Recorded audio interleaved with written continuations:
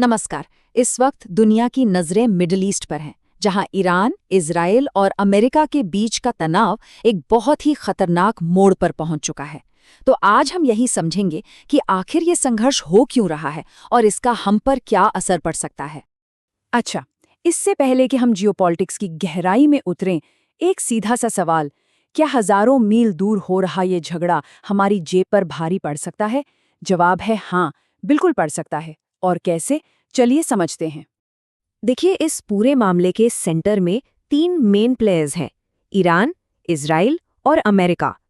इनके रिश्ते ना बहुत ज्यादा कॉम्प्लेक्स हैं, जो दशकों के इतिहास, शक और पावर की लड़ाई से बने हैं। तो इस संघर्ष की जड़ क्या है? असल में इसे 3 बड़ी वजहें हवा दे रही हैं।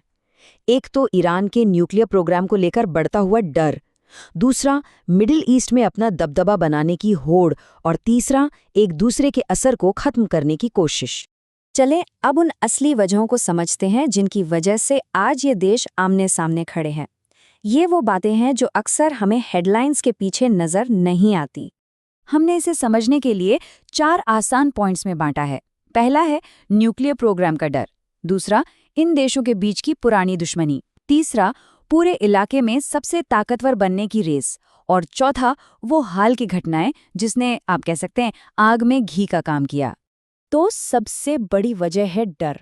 अमेरिका और इजराइल को ये पक्का शक है कि ईरान शांति के नाम पर, एनर्जी बनाने के नाम पर छिपकर न्यूक्लियर बॉम्ब बना रहा है, और इसी शक के आधार पर ईरान के न्यूक्लियर ठिकानों पर हमले भी हुए हैं ताकि उसे किसी भी तरह रोका जा सके। और ये कोई नया झगड़ा नहीं है। ईरान की सरकार ऑफिशियली इजराइल को एक दुश्मन देश मानती है और उसे खत्म करने तक की बात करती है। सिर्फ इतना ही नहीं, ईरान हिजबुल्लाह जैसे उन ग्रुप्स को हथियार और पैसा भी देता है जो लगातार इजराइल के खिलाफ लड़ते रहते हैं। अब देखिए, ये सिर्फ 2 देशों की लड़ाई नहीं है, ये पूरे मिडिल ईस्ट पर कंट्रोल की लड़ाई है। एक तरफ है ईरान और दूसरी तरफ है अमेरिका के दोस्त देश जैसे इजराइल और सऊदी अरब। हर कोई इस इलाके का बॉस बनना चाहता है। और कुछ हालिया विश्लेषणों में एक डराने वाला सिनेरियो सामने आता है कि मान लीजिए 28 फरवरी 2026 जैसी किसी तारीख को अमेरिका और इजराइल मिलकर ईरान पर हमला कर दें, तो इसके जवाब में ईरान भी मिसाइलों से जवाबी कार्रवाई कर सकता है, जिससे हालात बहुत ज़्यादा बिगड़ जाएंगे। तो ये तो हुई युद्ध के कारणों की बात, लेकिन इसका हम पर और बाकी दुनिया पर क्या असर होगा? चलिए आगे बढ़ते हैं और देखते हैं कि इसका ग्लोबल इम्पैक्ट क्या हो सकता है।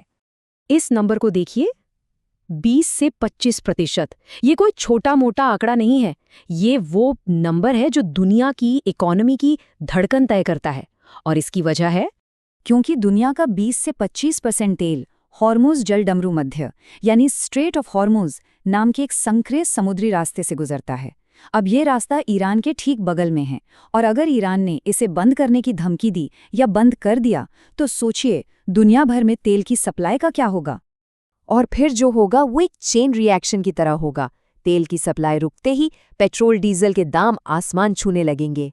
जब ट्रांसपोर्ट महंगा होगा तो सब्जियों से लेकर हर एक चीज महंगी हो जाएगी, और इसी को हम कहते हैं महंगाई या इन्फ्लेशन। और असर सिर्फ पेट्रोल तक नहीं रुकेगा। जरा सोचिए, मिडिल ईस्ट के ऊपर से हवाई रास्ते बंद होंगे, यानी हजारों फ्लाइट्स कैंसिल। शेयर बाजारों में डर का माहौल होगा और वो नीचे गिरेंगे। लोग सेफ इन्वेस्टमेंट के लिए सोने की तरफ भागेंगे, जिससे उसकी कीमत बढ़ेगी। और इन सब का नतीजा क्या होगा? दुनिया का व्यापार धीमा पड़ जाएगा। अब आते हैं सबसे जरूरी सवाल पर। इन सब ग्लोबल उथल-पुथल का हमारे देश यानी भारत पर क्या और कैसा असर पड़ेगा? चलिए देखते हैं। ये टेबल बिल्कुल साफ तस्वीर दिखाती है। पेट्रोल की कीमतें बढ़ेंगी क्योंकि हम बहुत सा सामान बाहर से मंगाते हैं, मतलब इंपोर्ट करते हैं, तो वो भी महंगा हो जाएगा। डॉलर के मुकाबले रुपये की कीमत गिर सकती है, और जैसा हमने पहले बात की, सोने की कीमत भी बढ़ेगी। तो कुल मिलाकर इसका सीधा असर हमारी और आपकी जेब पर पड़ेगा। इन सभी चिंताओं के बीच जो सबसे बड़ा डर है वो यही है, क्या ये एक छोटा मोटा क्षेत्रीय संघर्ष एक बड़े वर्ल्ड वॉर का रूप ले सकता है? ये एक बहुत गंभीर सवाल है और इसका जवाब कुछ चीज़ों पर निर्भर करता है। तो आगे क्या होगा, ये 2 बहुत ज़रूरी बातों पर निर्भर करेगा, जो ये तय करेंगी कि ये आग और फैलेगी या फिर बुझ जाएगी। और ये हैं वो 2 खतरनाक मोड़। पहला, अगर इस लड़ाई में रूस या चीन जैसे बड़े देश भी कूद पड़े तो ये एक डोमिनो इफेक्ट शुरू कर देगा। और दूसरा, सबसे भयानक मोड़, अगर किसी भी तरफ से न्यूक्लियर हथियारों का इस्तेमाल हो गया, इन दोनों ही सूरतों में ये एक ग्लोबल तबाही होगी। लेकिन यहाँ एक राहत की बात है।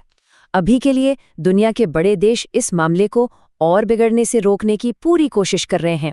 डिप्लोमेसी और बातचीत के जरिए टेंशन को कम करने के प्रयास जारी हैं, ताकि एक बड़े युद्ध को टाला जा सके। तो दुनिया अब एक दो राहें पर खड़ी है। एक रास्ता संयम और शांति की तरफ जाता है और दूसरा तबाही की तरफ। सवाल बस एक है, क्या ये संघर्ष काबू में रहेगा या फिर ये नियंत्रण से बाहर हो जाएगा?